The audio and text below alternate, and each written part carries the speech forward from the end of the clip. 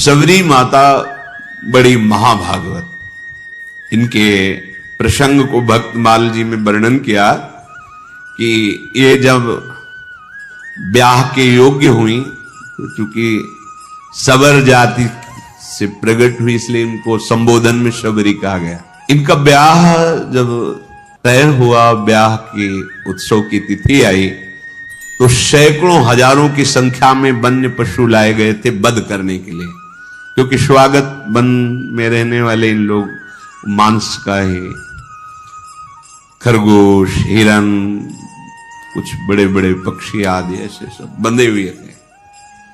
सबरी जी ने पूछा घर वालों से कि ये इनका वध करके इनके मांस से स्वागत करेंगे बरातियों का।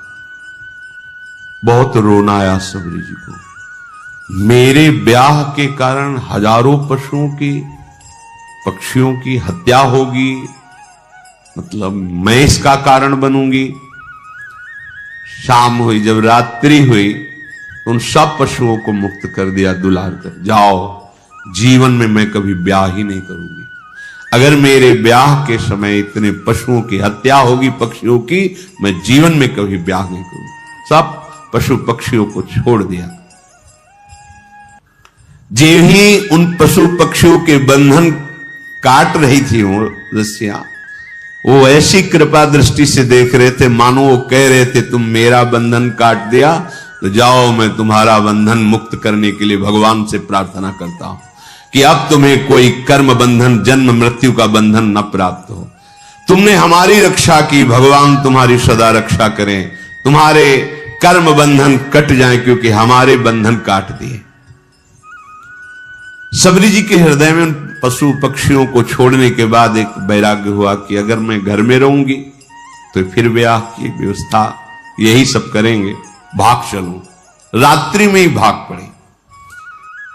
शबरी का महान पुण्य उदय हो गया, भाग निकली।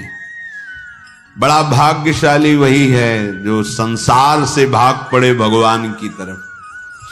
सबरी जी विचार किया किसी भी गांव में जाएंगी तो पकड़ी जाएंगी और ये लीला फिर होगी, इसलिए वन में चलती हैं। और एकांत वन में रहने का अभ्यास था ही। सबरी जी भागकर इसी वन में आए। अब यहां विचार किया कि वन में भगवान की अगर भजन वृत्ति प्राप्त करनी है तो संतों की कृपा होनी चाहिए, और एक तो स्त्री शरीर, फिर जंगली वास रहा है, सबर कुल में जन्म हुआ है, भला मुझ भीलनी को कौन स्वीकार करेगा, और बिना संत सेवा के भगवंत कृपा होती नहीं, तो छुप के संत सेवा करें। ये महामहिम बात। वो हृदय में दैन्यता थी कि मैं अधम शरीर है, कोई संत सेवा स्वीकार करेगा नहीं, और सेवा किए बिना भगवत कृपा मिलती नहीं है। इसलिए वो रात के आखिरी पहर में उठते और देखा कि सेवा के लिए जब ऋषि हवन करते हैं तो उनको लकड़ियों की आवश्यकता होती है, रसोई अमनिया करते हैं तो लकड़ियों की, तो दिन में लकड़ियां चुपचाप जंगल से बिनती और रात में छोटे छोटे गट्ठर करके ऋषियों के आश्रम में रख आती, और जहां से ऋषि सरोवर में आकर स्नान करते वो मार्ग सोहनी लगा देती, कंकड़ कांटे आदि बीन कर अलग कर देती। अब सब ऋषियों को लगा कोई संतों को सुख देने वाला कौन है जो ऐसी सेवा करता है। प्रातः काल सरोवर में आने जाने वाले को एकदम स्वच्छ मार्ग, एकदम कौन है ऐसा करता है। सब ऋषि प्रातः काल जब स्नान करने जाते तो सोचते, पर वो तो रात्रि में सेवा करके चली जाती एकांत में, ये कौन ऐसा है जो बड़ा भारी सुख प्रदान कर रहा है। देखो भगवान की कृपा से सेवा में रुचि होती है। सबरी जी ऐसे संत सेवा करने लगी। अब मन में उनके बहुत दैन्यता थी कि अगर किसी की दृष्टि पड़ गई तब तो उनको बड़ा दुख होगा कि अधम और ऐसा उसके हाथ की लकड़ी बीनी हुई है। बहुत उनके हृदय में ये बड़ी कृपा। ये जो अहंकार भरा होता है, मैं अमुक श्रेष्ठ कुल का मैं ये मैं भगवान को पसंद नहीं है। मतंग जी ने विचार किया कि ये कौन है जो आकर के हमारे चोरी कर रहा है।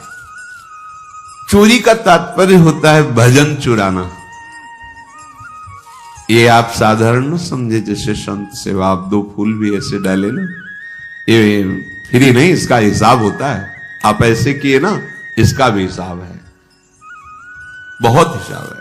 किसके लिए कर रहे हो, किस निमित्त से कर रहे हो, वो सर्वदर्शी प्रभु देख रहा है। मतंग जी बड़े असंग महात्मा थे, पर बहुत ही हृदय में भगवान के प्रति प्रेम था।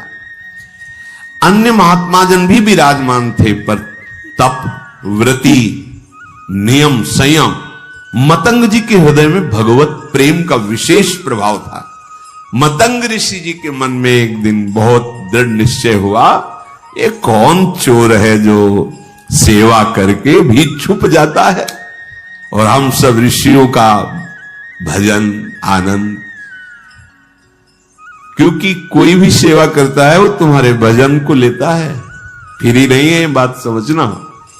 ऐसा ना समझो कि आप जो पहन रहे, खा रहे, पी रहे, देख रहे, सुन रहे, सारा हिसाब है, इसलिए विरक्त को रात दिन भजन करना है। हम जिसकी रोटी खाते हैं उसको भी भजन देते हैं, जो प्रणाम करता है उसको भी भजन देना है। और वैसे ही सबका सर्व मंगल करने का स्वरूप होता है संत महापुरुषों का। मतंग ऋषि बड़े ही मतंग थे प्रभु के अनुराग में, परम विरक्त, भक्ति रसानंद से परिपूर्ण। रोज अपने आश्रम में देखते कि दोना में फूल रखा हुआ है, लकड़ी, सेवा के लिए मार्ग पूरा साफ। ये कौन है रोज सेवा कर रहा है? अपने शिष्यों से कहा, सुन, रात भर जगो, रोज सेवा पहुंचाता। कौन है ऐसा जो चुपके से सेवा कर रहा है? एक बार दर्शन करना चाहते हैं। सब शिष्य रात में जगह, अलग अलग जगह छुप करके खड़े हो गए। धीरे धीरे सबरी जी आई, दोने में कैसे पुष्प रखकर लकड़ी जे ही, तो कौन है? सबरी जी तो एकदम मानो सूख गए कि अब तो जान गए, अब सेवा छूट जाएगी। देखो किस बात का दुख है, अब सेवा छूट जाएगी। अब कोई भी ऋषि हमारी सेवा स्वीकार नहीं करेगा। एक तो स्त्री शरीर, दूसरा सबरपुर में जन्म, ये सब महान ब्रह्म ऋषि हैं, ये सब हमें हटा देंगे, मेरी सेवा छूट। बहुत विकल होकर शांत खड़ी हो गई। मतंग जी जब आए तो देखकर आंसू निकल पड़े। खान पान की कोई व्यवस्था नहीं, झाड़ियों में छुप के रहती संत सेवा, आंसू निकल पड़े। सबरी जी की कैसी सेवा? जान गए तो सकुच गई कि शायद अब सेवा छूट जाए। आंसू की धारा बहने लगी और कहा, बेटा ऐसे सेवा करती हो, कहां रहती हो? उन्होंने कहा, प्रभु झाड़ियों में छुप के रहते हैं। पूरी कथा बताई भाग। अच्छा, अब तुम निश्चिंत हो जाओ। सबरी जी से कहा, अब तुम निश्चिंत हो जाओ, तुम्हें अब कोई चिंता नहीं करनी चाहिए। भगवत भक्ति का प्रभाव ऐसा है कि वो न जाति देखती है न शरीर देखती है। तुम स्त्री शरीर हो कि पुरुष शरीर हो, किस जाति को, किस कुल के हो, ये भक्ति महारानी जिसके हृदय में आ जाती है, भगवान उसके अधीन हो जाते हैं। सबरी जी को मतंग ऋषि ने ऐसे वचन के द्वारा साहस बना और शिष्यों से कहा कि तुम जानते हो ये कितनी पवित्र है? ओहो, बहुत बड़ी बात। भक्ति को प्रताप ऋषि जानत, निपटने के केऊ कोटि विप्रताई, यहाँ पे वार डारिए। मतंग जी ने कहा कि आज के बाद तुम्हें छुप के रहने की जरूरत नहीं। आश्रम में ही एक पर्ण कुटी सबरी, इसमें तुम विराजमान हो। और कहा कि आज तुम्हें हम मंत्र दीक्षा और नाम दीक्षा दोनों प्रदान करेंगे। मांगा नहीं, सच्चे शिष्य को मांगने की जरूरत नहीं होती, अपने आप गुरु विधान कर देते हैं। देखो, वास करो इस कुटिया पे, और तुम्हें आज मैं मंत्र दीक्षा और नाम भी दिया, मंत्र भी प्रदान किया, ये जब पूरे वन में बात फैली कि स्त्री जाति और ऐसा और मंत्र दे दिया, और पास में कुटिया में तो सब विरोध मतंग जी का करने लगे कि ऐसी जाति की ऐसे नहीं करना चाहिए, ब्रह्म ऋषि हो ऐसा वैसा। मतंग जी की वो अवहेलनात्मक बातें, निंदात्मक बातें कर मतंग जी की प्रसन्न हुए कि जिसको अपने ब्राह्मणत्व का अभिमान है, तपस्या का अभिमान है, जितेंद्रियता का अभिमान है, भगवान को अच्छा नहीं लगता है। ये करना चाहिए पर अभिमान नहीं करना चाहिए। दिनों दिन शबरी का अनुराग गुरुदेव के चरणों में बढ़ रहा, क्योंकि कोई ने आश्रय नहीं दिया, कहीं कोई आश्रय देने वाला नहीं, सब जगह दूर दूर। गुरुदेव ने नाम मंत्र तो गुरुदेव के चरणों में अपार प्रेम शबरी जी का।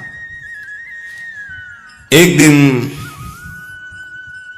आकाशवाणी हुई मतंग जी के लिए कि आपने जो शबरी को स्वीकार किया, इससे भगवान बहुत प्रसन्न हुए हैं। भगवान की प्रसन्नता का हेतु है कि अभी विमान आने वाला है और आप सीधे भगवान के धाम को जाएंगे।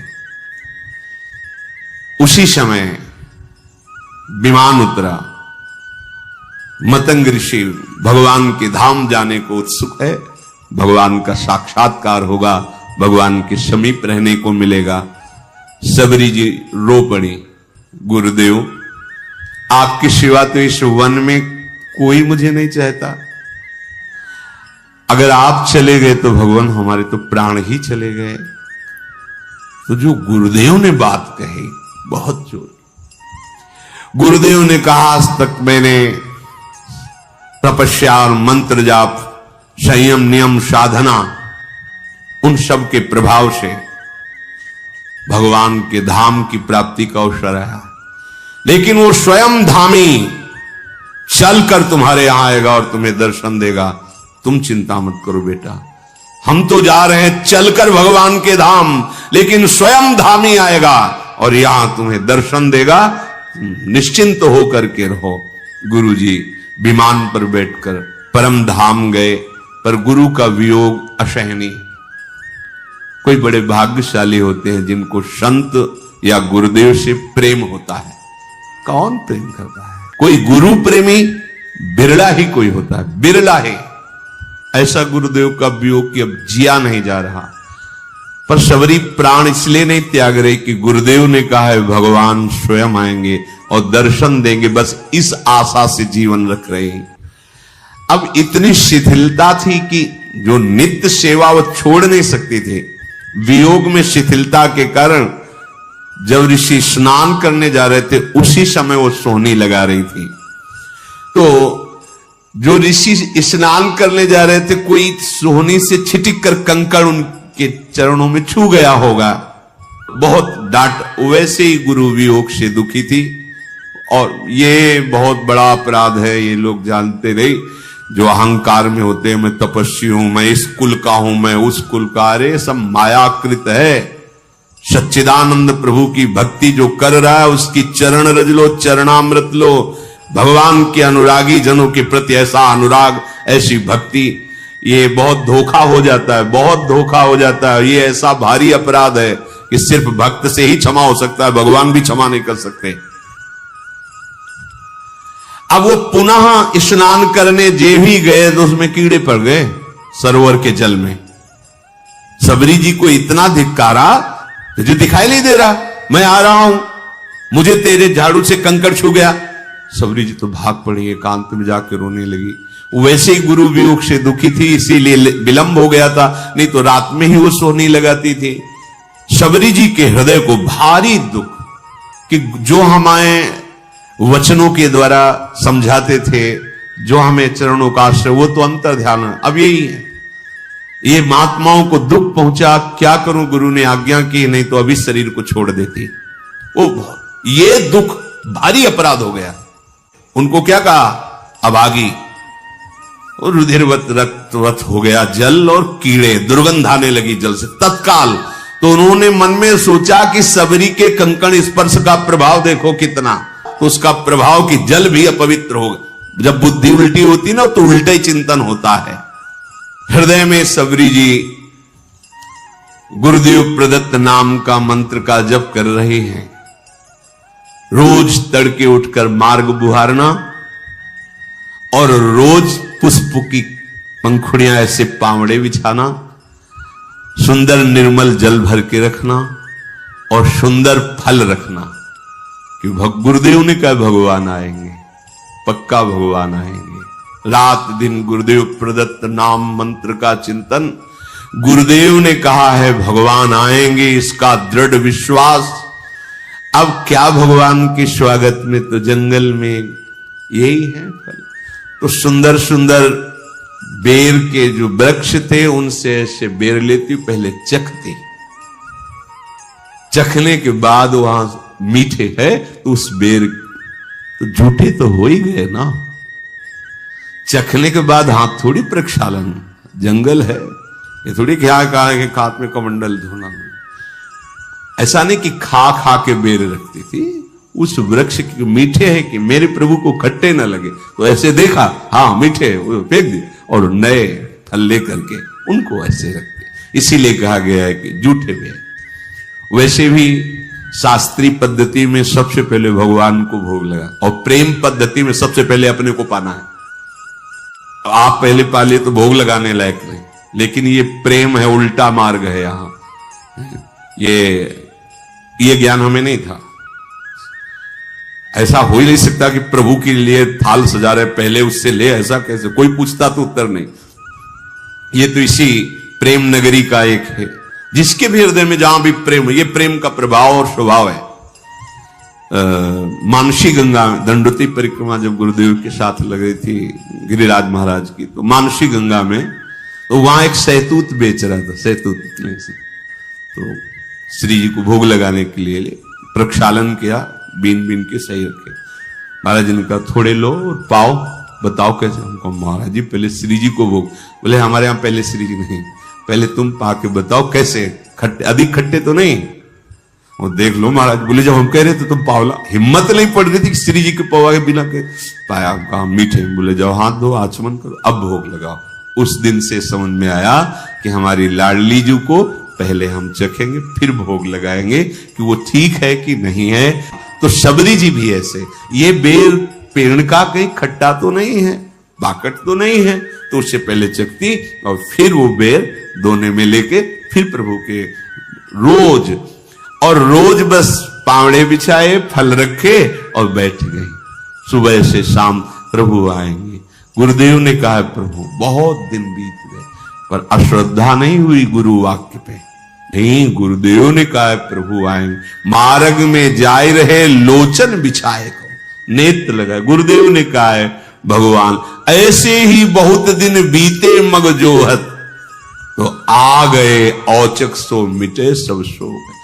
दूर से देखो भगवान आ रहे हैं, छुप गई। अभी तक तो इंतजार कर रही थी, जब देखा भगवान आ रहे तो छुप गई। मैं नीच अधम उनके सामने कैसे जाऊंगी, कैसे उनकी सेवा करूंगी? जो ऋषि कुछ दैन्य थे जिनको सबरी जी की भक्ति प्रिय लगती थी, उनसे भगवान पूछ लिए कि सबरी माता का आश्रम कहां है सबरी माता? इतना पूछ के निहाल कर दिया, गए किसी के आश्रम नहीं। और जिनको अहंकार था तो वो सोच रहे थे, सुना तो था ही भगवान वनवास में आ रहे, तो उनको था कि भगवान आएंगे, हमारी दंडवत करेंगे, फिर आसन में हम उनको बैठाल कर स्तुति संस्कृत से करेंगे। वो बैठे ही रहे घर में। भगवान पूछ लेते सबरी मां किधर है, कहां विराजमान है। वो अपने को निहाल मानते, जिनसे भगवान पूछ लेते कहां है सबरी, किधर है सबरी रहते है। ऋषि प्रभु यही मार्ग है, ये जो पावड़े बिछे सबरी जी ने बिछा, आगे जो मतंग ऋषि का आश्रम वहां सबरी जी विराजते।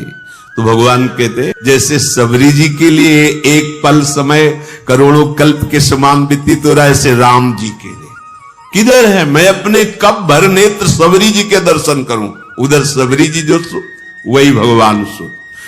मतंग ऋषि के आश्रम में आए और जो शिष्य जन खड़े थे, कहां है सबरी जी, कहां भाग्यवान सबरी जी, मेरे नेत्र तरस रहे उनके दर्शन के लिए।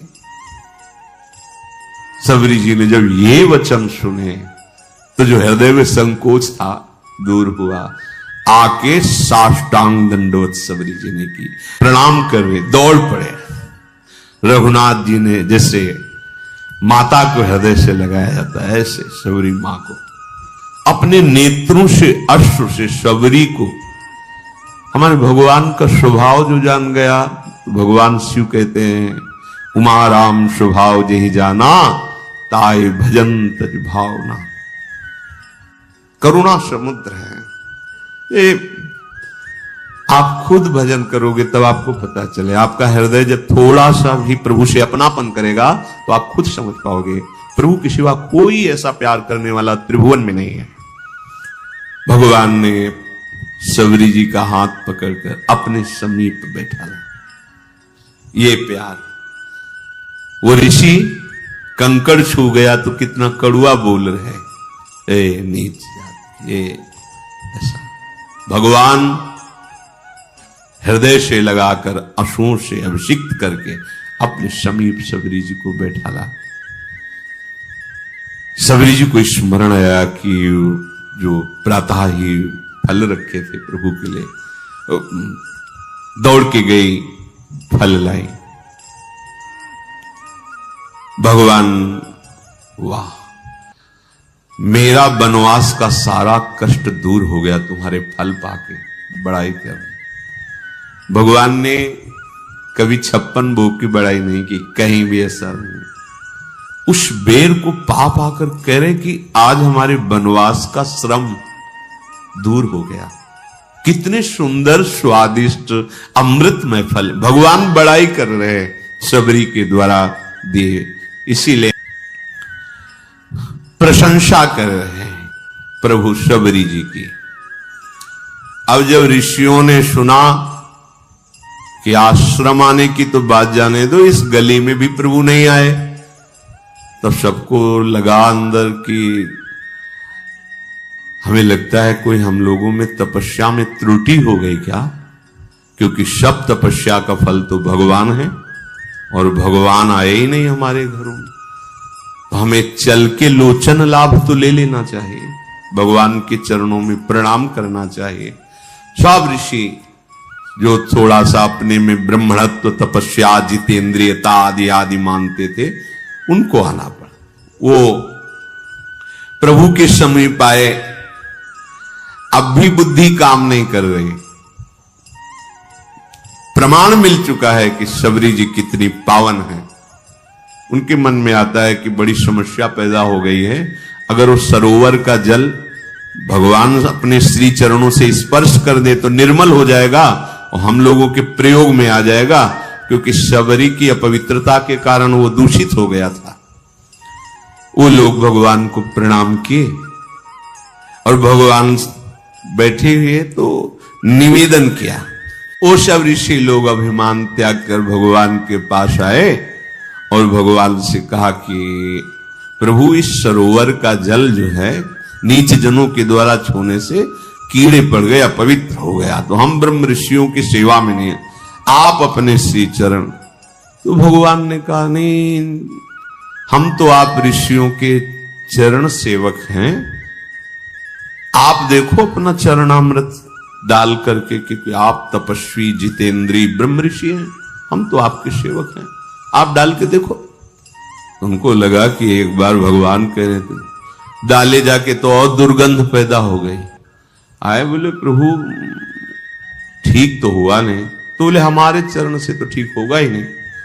तुम कहा, नहीं प्रभु, आपके चरणों का प्रताप तो है ही, क्योंकि शिला छू गई तो अहिल्या के रूप में प्रकट हो गई, तो पानी तो बोले सही मानो, अगर हम चरण रख देंगे तो और बड़े बड़े कीड़े हो जाएंगे।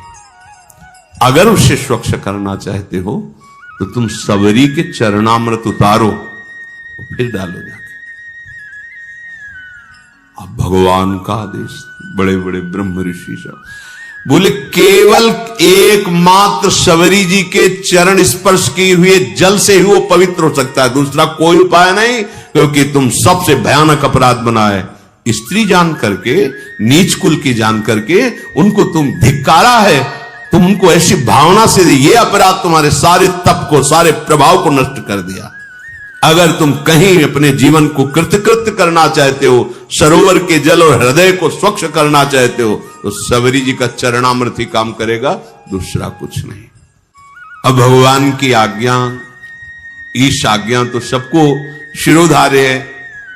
सबने जे ही सबरी जी बड़ी प्रार्थना, दैन्यता, जे ही चरण स्पर्श हुआ, निर्मल स्वच्छ और अमृत जैसा जल हो गया।